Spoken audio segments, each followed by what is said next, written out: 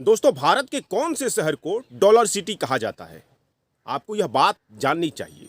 खास करके उत्तर भारतीय जो लोग हैं, हमें यह बात जाननी चाहिए। ज़्यादा ज़रूरी है हमारे लिए जानना। इसलिए नहीं कि उस शहर को डॉलर सिटी कहा जाता है, बल्कि उस शहर के बनने की कहानी में कैसे एक सोशल कैपिटल का इस्तेमाल करके एक जाति के लोग, एक समाज के लोग उस शहर को दुनिया के नक्शे पर ला देते हैं। सिर्फ सोशल कैपिटल का इस्तेमाल करके, जिसे हम सोशल नेटवर्किंग कहते हैं, आपसी सामंजस्य कहते हैं। तमिलनाडु में एक छोटा सा शहर है, अभी आप उसका नाम सुने होंगे, तिरुपुर।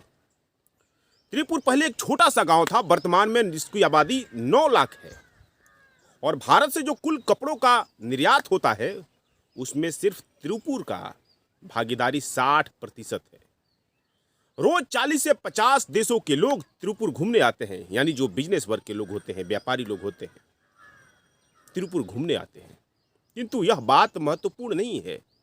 इससे ज्यादा महत्वपूर्ण बात जो है, वो आपके दिमाग की बत्ती खोल कर रख देगी। इसलिए इस वीडियो को अंत तक देखिएगा। देखिए, तिरुपुर में कपड़ा उद्योग 1940 से 42 के आसपास में एक वहां पर यूनिट थी। किंतु 70 के दशक में तिरुपुर के कपड़ा उद्योग में पांव पसारने की कहानी तेजी से बढ़ने लगी। तिरुपुर आज दुनिया भर में रेडीमेड कपड़ों के उत्पादन के लिए जाना जाता है। किंतु तिरुपुर की जो सफलता है, उसकी कहानी आपको अचंभित कर देगी। असल बात यह है कि तिरुपुर में एक किसानी समाज के लोग रहते थे। आसपास में वहां पर तमिलनाडु के पश्चिमी भाग में वो लोग रहते हैं। गोंडर जाति के लोग रहते थे, किसान जाति थे, बिल्कुल किसान जाति, बिजनेस वर्ग नहीं थे। उनकी आपसी स्ट्रेटजी और आपसी सहयोग की मदद से तिरुपुर इस लेवल तक खड़ा हुआ है। वो पूछिए कैसे? एक आंकड़ा है कि बेबी नाइट वियर इंडस्ट्रीज नाम की एक जो कंपनी थी, वो तिरुपुर में 1930 में लगी थी। 1942 में लगभग वहां पर 34 कपड़ा की यूनिटें लगी, कपड़ा जो उद्योग की यूनिट लगी। 1970 में लगभग 230 यूनिट वहां पर तिरुपुर में लग गई। मौजूदा समय में 6300 से ज़्यादा कपड़ा बनाने वाली यूनिटें हैं वहां पर, रेडीमेड गारमेंट्स की। और लगभग 7 लाख लोगों को तिरुपुर रोजगार देता है, प्रत्यक्ष और अप्रत्यक्ष रूप से। बिहार के भी बहुत सारे लोग वहां पर हैं, लगभग 10,000 से अधिक बिहारी वहां पर काम कर रहे हैं।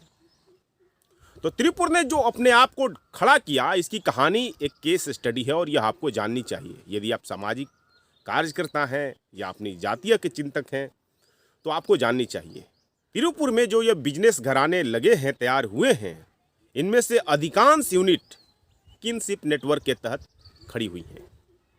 तमिलनाडु की कृषक जाति गोंडर समाज के लोगों का अगर रिकॉर्ड आप देखेंगे, तो साउथ इंडिया मैन्युफैक्चरिंग एसोसिएशन के लगभग 56% व्यापारी गोंडर समाज से हैं।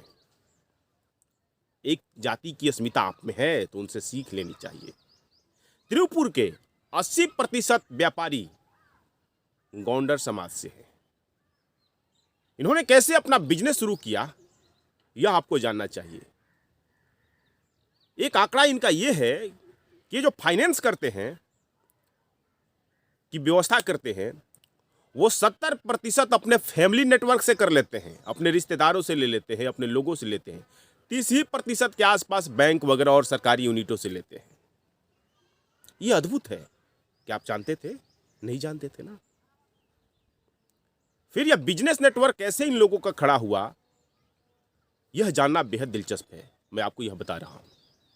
70 के दशक में जब गोंडर समाज के लोगों ने रेडीमेड गारमेंट कंस्ट्रक्शन में अपना पैर रखना शुरू किया, तो उनके सामने चुनौती थी कि पैसा कहां से लाएं। तो कुछ लोग जो थे, वर्कर थे, एक्सपीरियंस वर्कर थे, उनके पास अनुभव था। जो बड़े किसान थे, उनके पास पैसा था।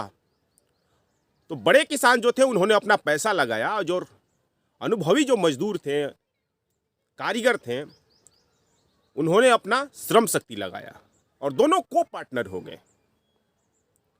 अगर किसी दूसरे लोग आए, रिश्तेदार आए, तो उन्हें भी पार्टनर बना लिया गया और कस्टमर से डील करने के लिए उन्हें जिम्मेवारी दे दिया गया। कुछ और आए तो उन्हें क्या किया गया कि भाई आप नए मार्केट तलाशिए। तो इस तरह से धीरे धीरे देखा देखी यह बात शुरू हुई।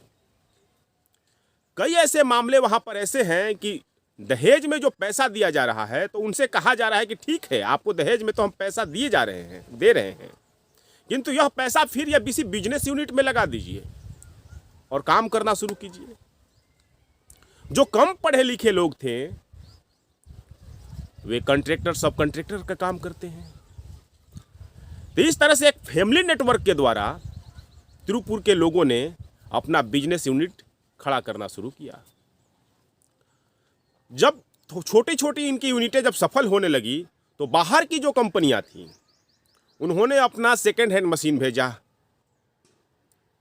कहा कि बैठा लो यूनिट और माल मुझे ही सप्लाई कर दो। जब इनका धंधा और सक्सेस होने लगा तब व्हाइट कॉलर जॉब करने वाले लोग कहे कि भाई मुझे एक्सपोर्टर बनना है, मैं यहीं आपके कपड़ों को विदेश भेजूंगा।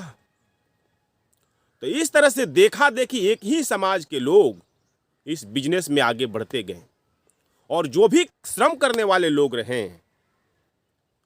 या रिश्तेदारी के लोग रहे उनको उसमें पार्टनर बनाया गया और अधिकांशतः एक बिजनेस यूनिट में एक ही परिवार के लोग, एक ही रिलेशन के लोग उसमें कार्यरत हैं। तो इस तरह से एक यूनिट बना, फिर दूसरी यूनिट बना, फिर तीसरी यूनिट बना, फिर दूसरी फैमिली ने अपना यूनिट शुरू किया। इस तरह से त्रिपुर में बड़े बड़े बिजनेस यूनिट खड़े हो गए। तो एक दूसरे को पार्टनरशिप देना, जो कहते हैं ना कि कोऑपरेटिव, तो कोऑपरेटिव टाइप का ही उन्होंने नेटवर्क शुरू किया।